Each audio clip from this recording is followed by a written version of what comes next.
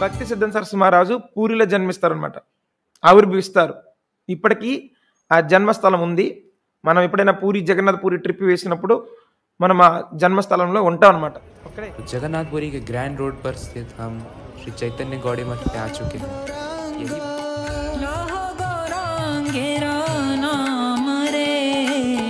जय जन गौरांग भाजे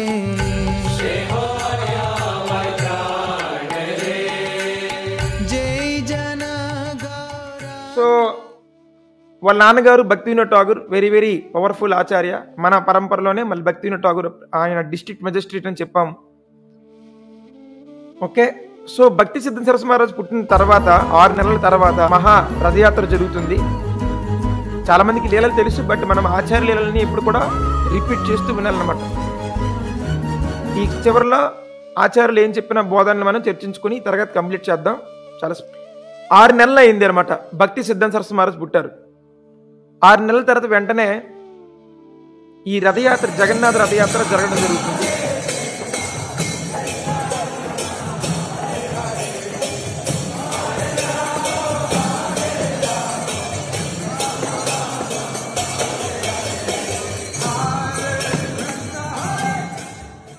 జగన్నాథ రథయాత్రలో స్పెషల్ ఏంటంటే ఎక్కడైనా జగన్నాథ రథం ఉండిపోవచ్చు అనమాట. అది జనాలు లాగితే కదిలేది కాదు. అది భగవంతుడి కృపతో భగవంతుడు దాన్ని నిలిపేస్తాడు మధ్యలో. ఎక్కడైనా ఎవరైనా ఆయనకి ఇల్లు నచ్చింది అనుకోండి జగన్నాథ స్వామికి, ఆ రథం అక్కడ ఆపేస్తారు, ముందుకు వెళ్ళదు. That is a special feature of Jagannath రథయాత్రలో. ఇప్పటికీ జరుగుతుంటుంది. సో ఆ రోజు రథయాత్ర రోజు భక్తి సిద్ధాంత సరస్వతి మహారాజు ఇంటి దగ్గరికి వచ్చేసి జగన్నాథ రథం ఆగిపోయి జనాలందరూ లాగడానికి ప్రయత్నిస్తున్నారు, రథం ముందుకెళ్ళడంలా. So what will happen? First రోజు అయిపోయింది. 2వ రోజు ఏనుగులు తీసుకొస్తారనమాట ఆ రథం ముందుకు లాగడానికి. అంటే ట్రై చేస్తారు భక్తులు, కానీ సో భగవంతుడు ముందుకు వెళ్ళట్లే. సో 3వ రోజు అయ్యింది. వాళ్ళ నాన్నగారు తీసుకొస్తారన్నమాట ఆ యొక్క స్వామివారిని, అంటే భక్తి సిద్ధాంత సరస్వతి మహారాజుని. ఆయనకి చిన్నప్పుడు పేరు విమల ప్రసాద. సో ఆయన తీసుకొచ్చి వాళ్ళ అమ్మగారు చెప్తారన్నమాట, రథం ఆగిపోయింది చాలా రోజుల నుంచి, 2 డేస్ అయింది, రథం కదలట్లేదు, స్వామివారి లీలనుకుంటా, మేబీ మన అబ్బాయి గారిని పిలుస్తున్నారేమో స్వామి, కావాలంటే వాళ్ళ అమ్మగారి పేరు భగవతి దేవి అనమాట. ఆమె కూడా చాలా తపస్సు చేసి ఆ పిల్లలకి అన్నారు. కొడుకుని తీసుకుని రథం ఎక్కుతుంది అనమాట. జగన్నాథ రథం ఎక్కిన తర్వాత రథచక్రాలు కొంచెం మూమెంటింగ్ అవుతాయి, వైబ్రేషన్ అవుతాయి. ఎప్పుడైతే భక్తి సిద్ధాంత సరస్వతి మహారాజు ఆ రథం తాకుతారో దట్ రథం ఈజ్ వైబ్రేట్. అండ్ ఆ పిల్లవాడిని ఎగ్జాక్ట్లీ జగన్నాథ స్వామి ముందు, అంటే 3 రథాలు కాబట్టి జగన్నాథ రథం ఆగిపోయి ఉంటుంది అనమాట 3 డేస్ వరకు. ఆ జగన్నాథ స్వామి ముందు పెడితే జగన్నాథ స్వామి తన మెడలో ఉన్న పూలమాలని పడేస్తారనమాట. ఎగ్జాక్ట్లీ ఆ మాల వెళ్ళి ఆ చిన్న పిల్లవాడి మెడలో పడుతుంది అనమాట. పట్టిన తర్వాత అక్కడ ఉన్న జ్యోతిష్యులందరూ వెంటనే ఇంత గొప్ప మహనీయుడు ఏమో మేబీ ఈయన గురించి ఆగిపోయిందని వెంటనే జ్యోతిష్యం చూస్తారు చాలామంది. అప్పుడు చెప్తారన్నమాట, ప్రపంచానికి కృష్ణ చైతన్యాన్ని, చైతన్య మహాప్రభు యొక్క దివ్యమైన సందేశాన్ని అందించడానికి ఈయన పుట్టారు అని అక్కడ ఉన్న జ్యోతిష్యవేత్తలు ప్రకటిస్తారు. అప్పటి నుంచి ఆయన వెరీ స్పెషల్ అన్నమాట, పూరిలో గొప్ప ఆచార్య పుట్టారు అని. సో అలాంటి ఆచార్యులు శిలా భక్తి సిద్ధాంత సరస్వతి మహారాజు అనమాట. జగన్నాథుడే ఎన్నుకున్నారనమాట. సో అందుకే ఆయన శిష్యుడు ప్రభుపాదుల వారు జగన్నాథ రథయాత్రని, అంటే భక్తి సిద్ధాంత సరస్వతి మహారాజు భారతదేశంలో ఆయన 70కి పైగా మఠాలు స్థాపిస్తారు. కానీ ఆ జగన్నాథుడిని ప్రపంచానికి అందించింది ఎవరంటే ప్రభుపాదుల వారు అనమాట, మన ఆచార్యులు. కానీ మన ఆచార్యులకు శక్తినిచ్చింది వాళ్ళ ఆచార్యులు భక్తి సిద్ధాంత సరస్వతి మహారాజ్. సో దీనికి లింకు జగన్నాథ స్వామికి అనమాట. సో అలాంటి ఆచార్యులకి మీరు సేవ చేస్తుంటారు అనమాట. అంటే మీరు directly connected to Shri Jagannatha Swami, Shri Krishna Bhagavan, Haribol. We are connected అనమాట. అలాంటి స్ట్రాంగ్ పరంపర, జగన్నాథుని మెచ్చిన పరంపర మంది. ఇంక జగన్నాథ స్వామి మనతో ఉండడు అనమాట. ఒకనొక సందర్భంలో భక్తి సిద్ధాంత సరస్వతి మహారాజు అంటారన్నమాట, ఎవరైనా ఈ శ్రీ చైతన్య మహాప్రభు చెప్పిన దివ్య బోధ అయిన హరే కృష్ణ మహామంత్ర అవతారాన్ని ఎవరైతే ప్రచారం చేస్తారో వారు చైతన్య మహాప్రభు శరీరంలో ఒక అంగము, ఒక భాగము అని. మన శరీరంలో ఎలాగైతే కళ్ళు, ముక్కు, చెవుల్లోరు మనకి ఈ యొక్క ఆత్మకి సహకరిస్తుంది అనమాట ప్రస్తుతాన్ని భక్తులు కాని వారికి ఏడ్ చేస్తాయి. మన కళ్ళు, మన ముక్కు, చెవులు, నోరు, నాలిక ప్రతిది కూడా ఈ ఆత్మకి సేవకురాలుగా ఉన్నాయి. ఇవన్నీ ఏజెంట్స్ అనమాట. ఈ శరీర అవయవాలు మనం కాదు. ఈ అవయవాలు మనకి సేవకులుగా మారి మనకి హెల్ప్ చేస్తున్నాయి. హరే కృష్ణ అంటుంటే చెవి పనిచేస్తే నామం వింటున్నాం అంటే హెల్ప్ చేస్తుంది అనమాట. అంటే మనకి, బయట వాళ్ళకి కాదు. బయట వాళ్ళకి హెల్ప్ చేయదు, మాయలో పడేస్తాయి. సో ఎవరైనా హరే కృష్ణ మహామంత్రానికి సేవ చేస్తుంటే, భగవంతుడి తత్వాన్ని అందరికి చెప్తుంటే, వారు ఎవరంటే చైతన్య మహాప్రభు యొక్క శరీర అంగాలు. మన శరీరంగం కళ్ళు అయినప్పుడు చైతన్య మహాప్రభు శరీరంగాలు ఎవరు? భగవంతుని యొక్క హరే కృష్ణ మహామంత్ర అవతార యొక్క ప్రచారకులు అన్నమాట, ఆ యొక్క తత్వాన్ని అందించేవాళ్ళు. సో మీరందరినీ శ్రీల ప్రభుపాదుల వారు చైతన్య మహాప్రభులో ఒక అంగంగా మార్చారనమాట, ఒక బాడీ పార్ట్ కింద. దాట్ ఈస్ మీ యొక్క అదృష్టం అనొచ్చో, సుకృతి అనొచ్చో. మనందరం చైతన్య మహాప్రభులో ఒక భాగం అయ్యాం. భగవంతుని నుంచి పక్కకు రావడం వల్ల ఈరోజు మనకి ఇన్ని ప్రాబ్లమ్స్ వచ్చాయి. మళ్ళీ ఆ పార్ట్ మళ్ళీ కృష్ణుడి యొక్క సేవకుడిగా మారితే విడిపోయాం మనము. ఒక కొడుకు తల్లి నుంచి విడిపోయి దూరంగా ఉన్నాడు. మళ్ళీ ఆ కొడుకుని ఆ తల్లిని కలపడం అన్నది అనుకోండి, ఇది విక్టరీ అనమాట. సిద్ధితంగా మనము విడిపోయాం, కృష్ణుడు విడిపోయి కృష్ణుడి గురించి ఒక్క క్షణం కూడా ఆలోచించడం లేదు మనం. ఒకప్పుడు ఆలోచించలే. ఎప్పుడైతే ప్రభుపాద గారు మనకు వచ్చారు మన జీవితంలోకి, ఆ రోజు నుంచి ప్రతి క్షణం కూడా కృష్ణుడే. చూడండి మీ లైఫ్ ఎంత చేంజ్ వచ్చింది. అంతే, ఇది ఇంకేం కావాలి మీ లైఫ్లో? విక్టరీ అంటే ఇదే. కృష్ణుడిని తలచనివ్వకుండా, భగవంతుని తలనివ్వకుండా ఇలా గడిపిస్తున్న మనకి ప్రతి క్షణం కృష్ణ కృష్ణ అనిపించేలా చేశారు. ఎవరు అనుకున్నారు? అంతకుమించి ఇంకేం కావాలి జీవితంలో విక్టరీ?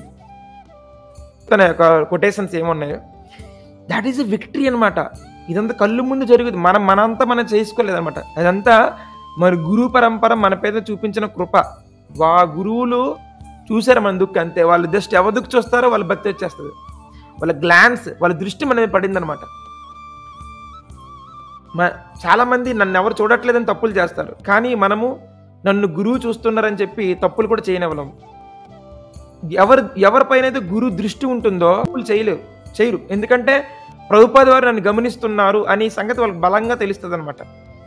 నా గురువు, నా కృష్ణుడు నన్ను విడిచిపెట్టరు, కాబట్టి నేను తప్పులు చేయకూడదు అని చెప్పి ఆ యొక్క దృష్టే మనకి ఈరోజు మన పవిత్రతకి రక్షణ కల్పిస్తుంది.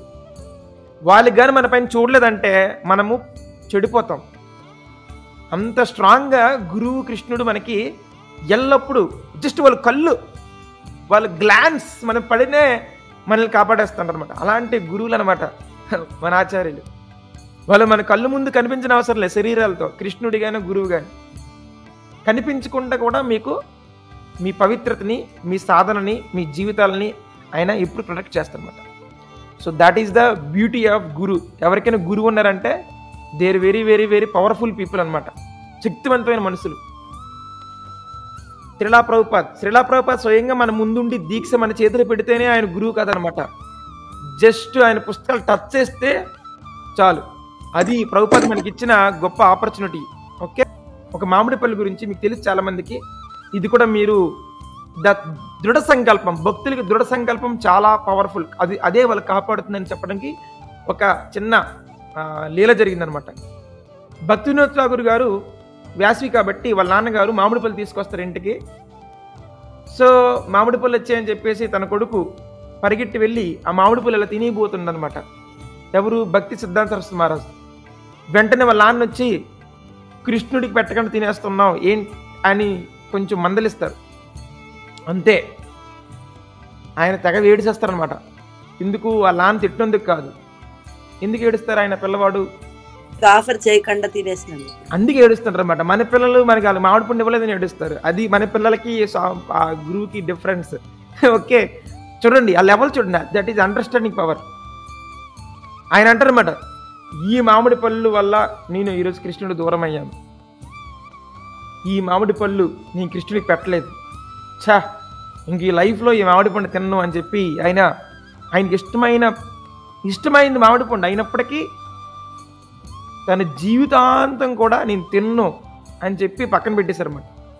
కొన్నిసార్లు వాళ్ళ నాన్నగారు తీసుకొచ్చుతున్నప్పుడు కృష్ణ ప్రసాదం తీసుకుని ఇస్తున్నప్పటికీ మామిడి పండు తిన్నా అని చెప్పి ఆ సంకల్పము విడిచిపెట్టలే. సో ఏదైతే కోరికలు, ఏదైతే అలవాటులు, ఏదైతే పనులు కృష్ణుడి నుంచి దూరం చేస్తాయో దాన్ని మనము విడిచిపెట్టాలన్నమాట. సంకల్పం తీసుకోవాలి. ఆ మామిడి పండు నుంచి ఆ సంకల్పం ఏంటంటే ఆయన లైఫ్ లాంగ్ అది ఇష్టమైనప్పటికీ దాన్ని విడిచిపెట్టేశారు. మనము చాలా ఉన్నాయన్నమాట మన మాయలో వదిలేనివి. ముఖ్యంగా చాలామంది కొంతమంది సినిమాలు చూస్తుంటారు, అది కూడా విడిచిపెట్టలేరు చాలామంది అవుట్ సైడ్ పీపుల్. సినిమాలు, సినిమా సాంగులు, సీరియళ్ళు, న్యూస్లు ఇవన్నీ కృష్ణుని దూరం చేస్తాయి. ఇదంతా జైలు ఇవన్నీ డ్రామాలు అనమాట. అలాంటిది విడిచిపెట్టలేకపోతున్నాం. సో రెండో పాయింట్ ఏంటంటే దృఢ సంకల్పంలో ఆయన వెరీ వెరీ పవర్ఫుల్ అనమాట. And next that is second lesson. నేను ఒక్కొక్కటి లెసన్ చెప్తుంటాను, ఎందుకంటే మన ఆచార్యులతో పాటు మనం ఏం నేర్చుకోవాలో తెలుసుకోవాలన్నమాట. అండ్ మూడోది, ఆయన బెంగాల్ వెళ్ళిపోతారు పూరిలో పుట్టి వాళ్ళ అమ్మగారితో. సో ఆయన తర్వాత ఆయన జ్యోతిష్యంలో ప్రపంచంలో నెంబర్ 1 జ్యోతిష్యుడు అనమాట. అందుకే ఆయనకి భక్తి సిద్ధాంత అంటే ఆయన జ్యోతిష్యంలో టాప్ మోస్ట్ అనమాట. ఇప్పుడు జ్యోతిష్యాలన్నీ కలుషితం అయిపోయాయి, కానీ అప్పట్లో ప్రతిది కూడా ఆయన కరెక్ట్గా చెప్పేసేవారు అనమాట. భక్తి సిద్ధాంతాన్ని ఆయనకి అందుకే ఆ బిరుదు వస్తుంది అనమాట. జ్యోతిష్యంలో టాప్ మోస్ట్ అనమాట. ఓకే, ఆయన 64 గౌడీ మఠాలు స్థాపిస్తారు కాలక్రమంలో. అండ్ ఆయన లైఫ్లో గ్రేటెస్ట్ అచీవ్మెంట్ ఏంటంటే 100 కోట్లు 100 కోట్ల హరినామ జపవృత్తం అంటారు దీన్ని. ఆయన 31వ సంవత్సరంలో, భక్తి సిద్ధాంత సరస్వతి మహారాజు 31వ సంవత్సరంలో వాళ్ళ నాన్నగారు చెప్తారన్నమాట అక్కడికి వెళ్ళి వ్రతం చేయమని. 100 కోట్లు అంటే 100 కోట్ల నామజపం 9 సంవత్సరాల్లో పూర్తి చేశారు. 9 సంవత్సరాల్లో 100 కోట్లు హరే కృష్ణ మహామంత్ర జపాన్ని ఆయనకి 31వ సంవత్సరం వయసులో మాయాపూర్లో చైతన్య మహాపురు ఆవిర్భించిన స్థలంలో ఆయన పూర్తి చేశారనమాట. ఇది మామూలు అనుకున్నారా? 100 కోట్లు అంటే రోజుకి 3 లక్షలు అంటే ఆల్మోస్ట్ 180 నుంచి 190 మాలలు జపమాలలు, 180 నుంచి 190 మాలలు జపమాలలు అనమాట రోజుకి. మీరు ఎన్ని చేస్తున్నారు ఇప్పుడు ప్రస్తుతానికి? 16. గురువుగారు ఎన్ని చేశారు? 180, 190 ఆ రేంజ్. ఇప్పుడు అర్థమైందా వాళ్ళు ఎందుకు అంత పవర్ఫుల్ పీపుల్? ఎవరైతే ఎక్కువ హరినామాన్ని చేస్తారో వాళ్ళే పవర్ఫుల్ అనమాట. డబ్బున్నోళ్ళు, ఆస్తులు ఉన్న కాదనమాట. ఈ కలియుగంలో ఎవరు పవర్ఫుల్ అంటే ఈ అవతారాన్ని ఎక్కువ చేసేవాళ్ళు. మీరు 16 చేస్తే 16, 60 చేస్తే 60, 64 చేస్తే 64 అలా చేశారు కాబట్టి ఆయన అన్ని మఠాలు స్థాపించారు.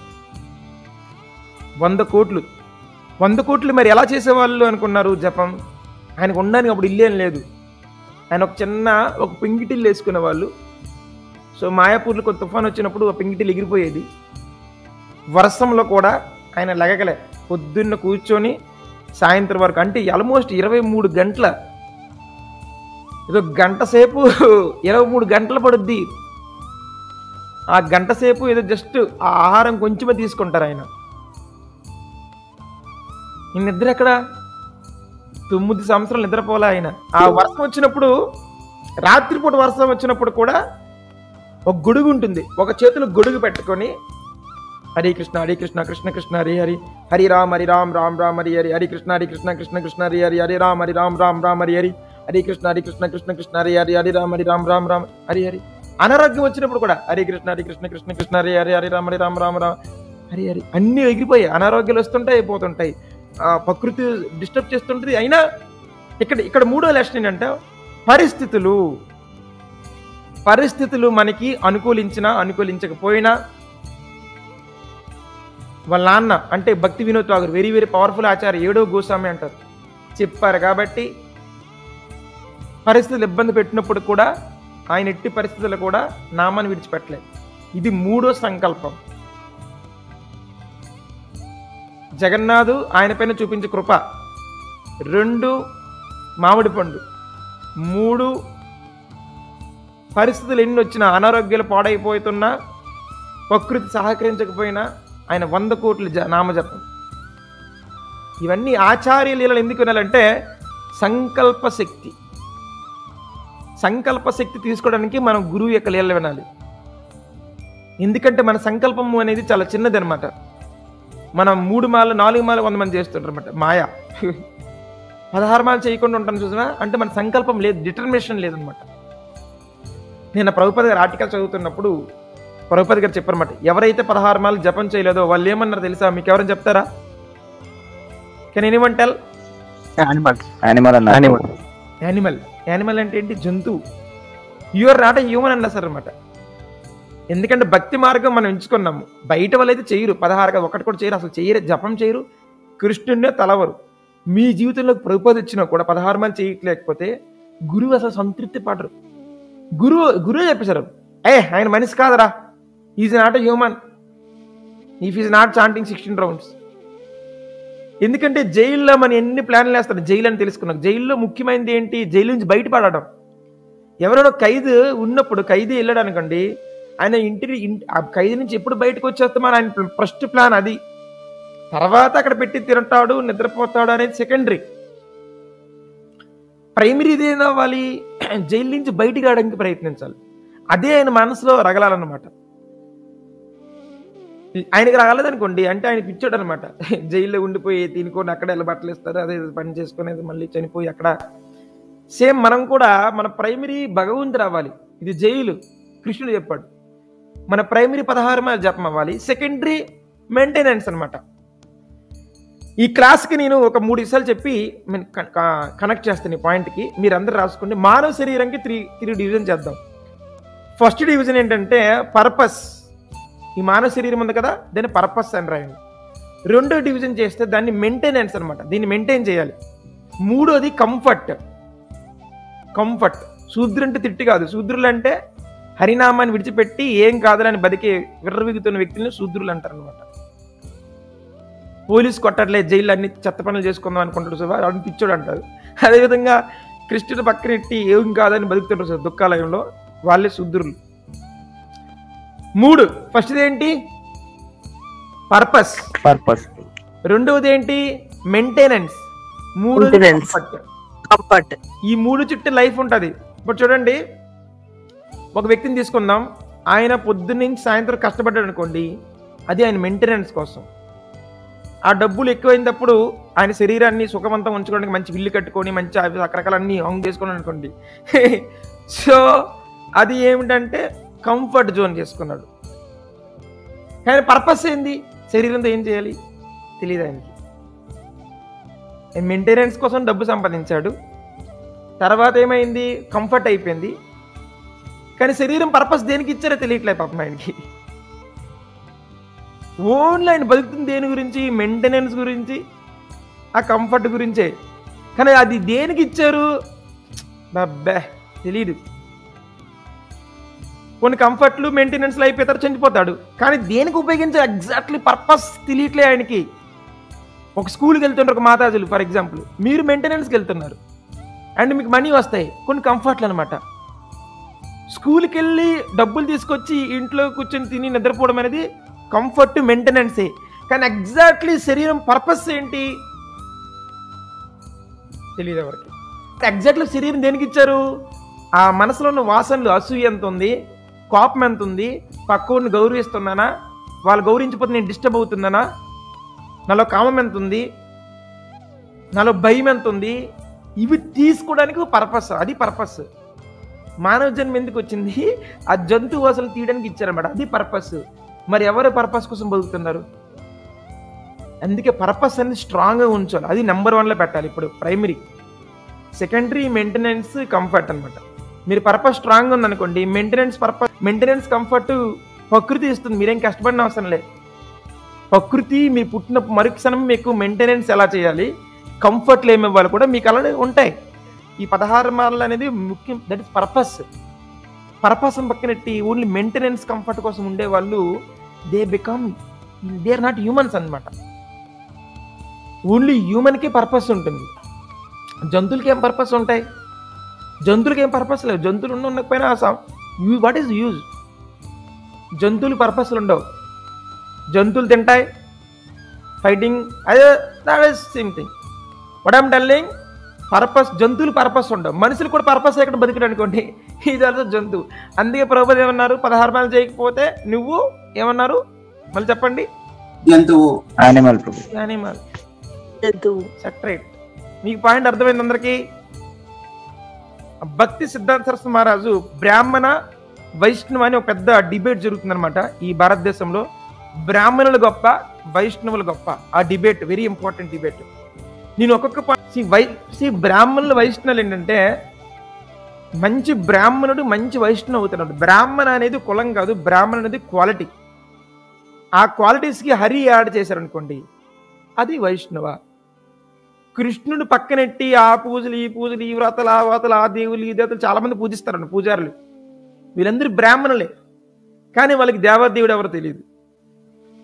దేవదేవుడు శ్రీకృష్ణ భగవానుడు అని తెలిసిన బ్రాహ్మణుడిని వైష్ణవ అంటారు. అది డిబేట్లో భక్తి సిద్ధాంత సరస్వతి మహారాజు వెళ్ళి వైష్ణవ గొప్ప అని చెప్పి ఒక పెద్ద డిబేట్ జరుగుతుంది, తీర్మానిస్తారన్నమాట. So that is main thing. మీరు ఆ పైన చూసారంటే ఈ మూర్తుల పేరు గాంధర్విక, గిరిధారి అండ్ గౌరహరి ప్రభు స్వామివారు ముగ్గురు. గాంధర్విక అంటే ఎవరు? గాంధార్విక శ్రీమతి రాధారాణి. ఓకే, ఆయన ఆ మూర్తులకు పెట్టిన పేరు అనమాట, గాంధర్విక గిరిధారి. మాయాపూర్లో వెళ్ళేటప్పుడు యోగపీఠ పక్కన ఉంటాయన్నమాట మూర్తులు, మెయిన్ మూర్తులు. మనం వెళ్తే దర్శనం చేసుకోవచ్చు, చాలా పవర్ఫుల్. సో ఓకే, అందరికీ గురువులు అంత ఈజీగా రారు కాబట్టి. సో వాళ్ళ గురువు గారి పేరు ఏమిటంటే శ్రీల గౌరీ కిషోర్ దాస్ బాబాజీ మహారాజ్. వాళ్ళ గురువు గారు గురువు దగ్గర దీక్ష తీసుకుని చాలా కష్టపడాలన్నమాట, అంత ఈజీ కాదు. ఈయన ఇవ్వలేరు, దీక్ష ఇవ్వరనమాట. ఇప్పుడు మీకైతే ప్రభుపాద గారు కృపతో మీకు తీసేసుకున్నారు, కానీ ప్రభుపాద లభించడం అంత ఈజీ కాదు, చాలా తపస్సులు చేయాలి. ఇలాంటి సింహ గురువుకే గురువు దొరకడం అనేది చాలా కష్టంగా తరంగా మారిందన్నమాట. గౌరీ కిషోర్ బాబాజీ నీకు దీక్ష పో అంటారనమాట. చైతన్య మహాప్రభు చెప్పాలి నాకు, అప్పుడు చైతన్య మహాప్రభు చెప్తే నీకు దీక్షను ఇస్తానంటారన్నమాట. ఆయన ఏడ్ చేస్తుంటారన్నమాట, అయ్యో దీక్ష ఇవ్వట్లేదని. ఆయన ఇల్లు గంగానది దూకేస్తుంటారన్నమాట, నాకు దీక్ష కావాలి, లేకపోతే శరీరం నాకెందుకు ఇంకా అని ఏడుస్తుంటారన్నమాట. నేను 100 కోట్ల నామని జపం చేసిన వాళ్ళకి దీక్ష దొరకట్లా, మనకి ఇచ్చేసింది సింపుల్ గా. ప్రభుపాదకి జై. మీకు అర్థం కావట్లేదు, కానీ దీని విలువ ఇప్పుడు తెలియదు అనమాట. మరణ సమయంలో తెలుస్తుంది దీని విలువ, ఇప్పుడు తెలియదు. అందరూ చనిపోతుంటారు, మళ్ళీ పుట్టాలి, కానీ మనం చనిపోతే మళ్ళీ పుట్టాం చూసారా, అక్కడ తెలుస్తుంది అనమాట. మీరు చేసిన సేవ, మీరు ఎంత కృష్ణుని సేవ చేస్తారో అక్కడ మీరు తెలుసుకోవచ్చు. సో గౌరీ కిషోర్ బాబాజీ మహారాజు భక్తి సిద్ధాంత సరస్వతి మహారాజుకి చాలా టెస్టులు పెట్టి దీక్షనిస్తారు. తర్వాత అండ్ ఆ దీక్షతోని ఆయన మొత్తము భారతదేశం మొత్తం ప్రచారం చేస్తారు. కాలక్రమేణి ప్రభుపాదుల వారికి కలుసుకోవడం జరుగుతుంది. శ్రీల ప్రభుపాద కలిసిన తర్వాత తన ఆజ్ఞని ఇస్తారు. అండ్ ప్రభుపాద వారు అమెరికా వెళ్ళి ఆ చివరి దశలో ప్రచారం చేస్తారనమాట. So these are all main వృత్తాంతాలు, ఇంకా చాలా ఉన్నాయి. బట్ నా ముఖ్య ఉద్దేశం ఈ క్లాస్ ఏంటంటే, గురువు చెప్పిన ఆ యొక్క పాయింట్స్ మనం డిస్కస్ చేస్తున్నాం. ఓకే, సో ఒక్కొక్క పాయింట్ని ప్రజెంట్ చేసుకుంటాను. ఇదే ఇంపార్టెంట్, క్లాసులో మెయిన్ ఇదే, లీలల కంటే బోధనలు చదువుకోవాలి. సో ఎవరు చదువుతారు ఇది? ఒక్కొక్క పాయింట్ ఎవరు చదువుతారా మీలో?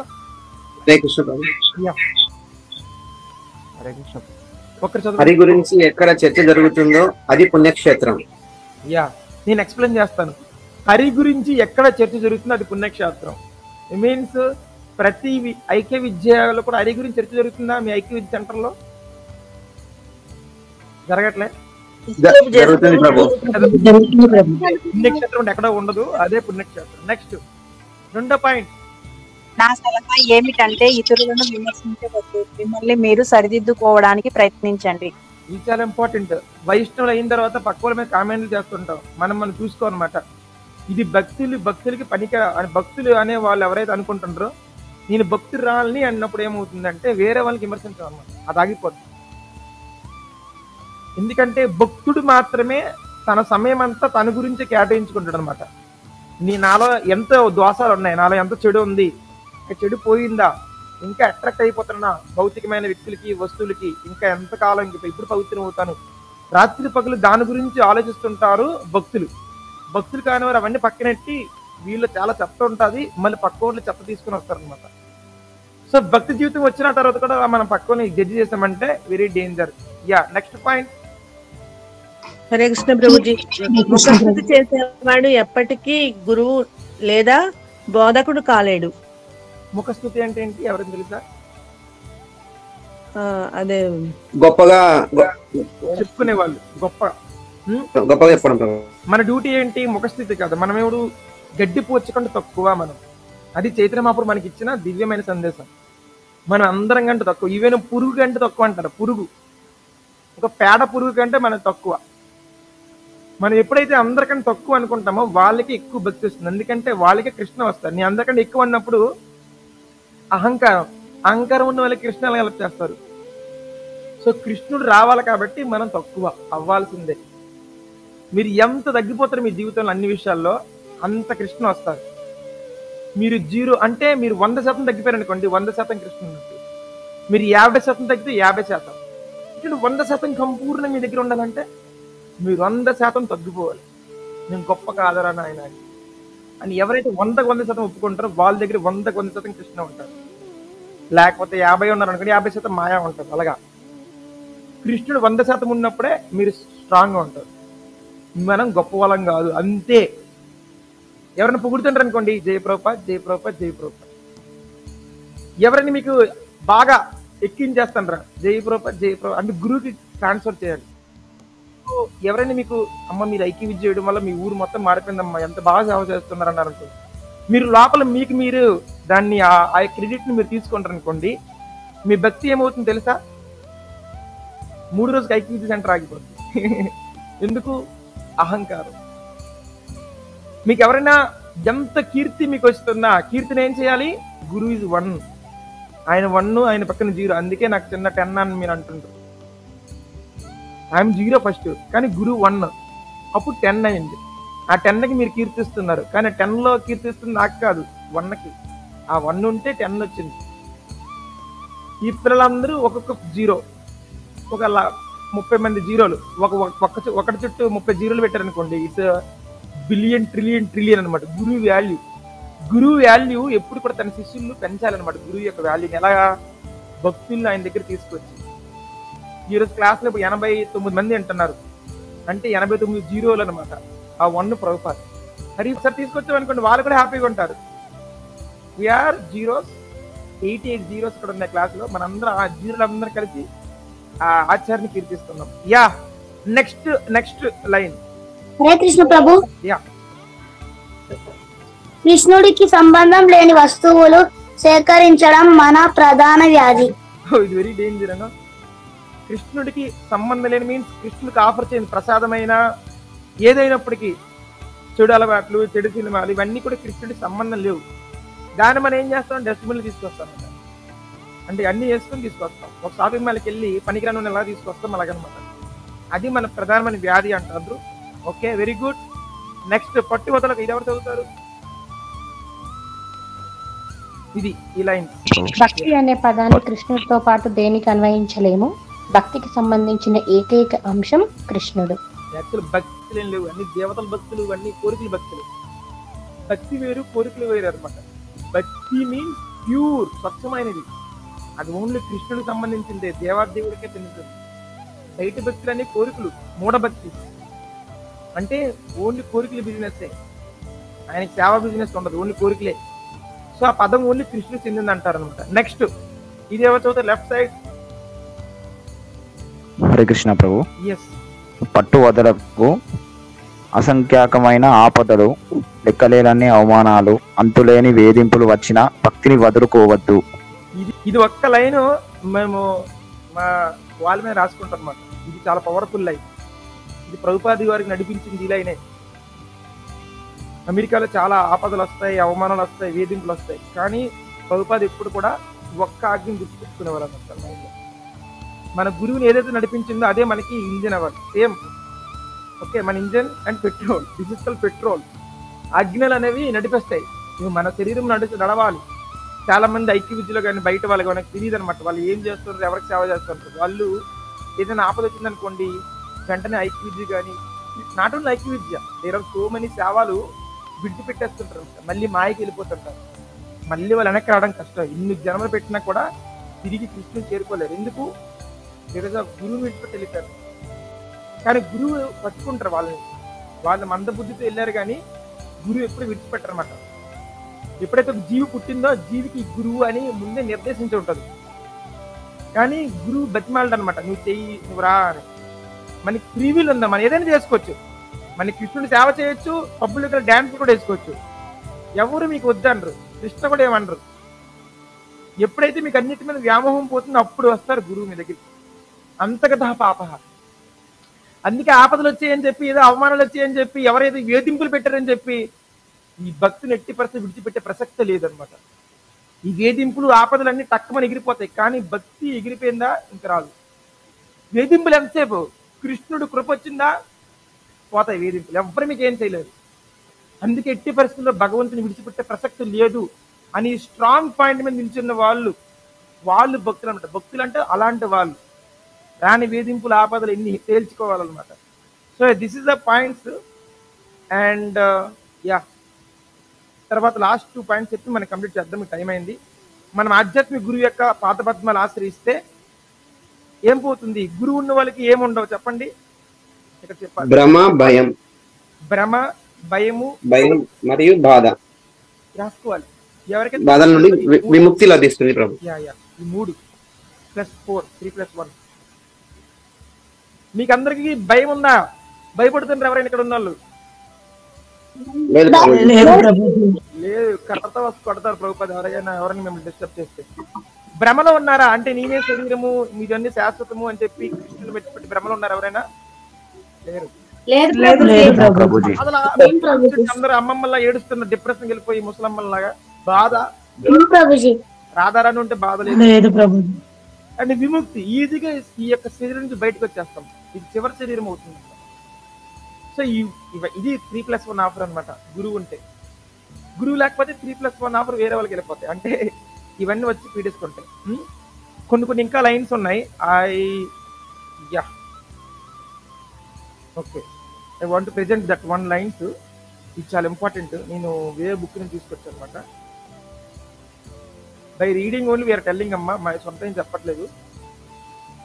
సో నేను 1 లైన్లో చెప్పేస్తుంటాను. భూమి మీద ఎక్కడైతే భగవత్ సంతతి నిర్మించబడితే తీర్థస్థానం, భగవంతుని అనుగ్రహాన్ని పొందని వాళ్ళకి దారిలో అని ఎవరైతే కృష్ణ శరణగత పొందే వాళ్ళకి కంటకాలు వస్తాయి. కంటకాలు అంటే ఆటంకాలు అని అర్థం.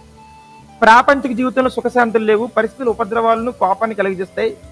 సో భౌతిక ప్రపంచంలో సుఖశాంతులు లేవు. కృష్ణుడు చెప్తున్నారు అనమాట. ఓన్లీ ఇక్కడ ఏదైతే ఒకటే ఆనందం, ఒకటే హరే కృష్ణ మంత్రం వినడమే ఆనందం. గ్రామ్యవర్తలకు దూరంగా ఉండంటే పక్కింటి గొడవలు, వాళ్ళ గొడవలు, వీళ్ళు సోది, వాళ్ళు చెప్పుకుంటున్నారు. దాన్ని గ్రామ్యవర్త అనమాట. దీనికి దూరంగా ఉండండి, మీ లక్ష్యాన్ని అంటుపెట్టుకునండి. మీన్స్ కృష్ణనామాన్ని చేరుకోవడం, అది మన జీవిత లక్ష్యం.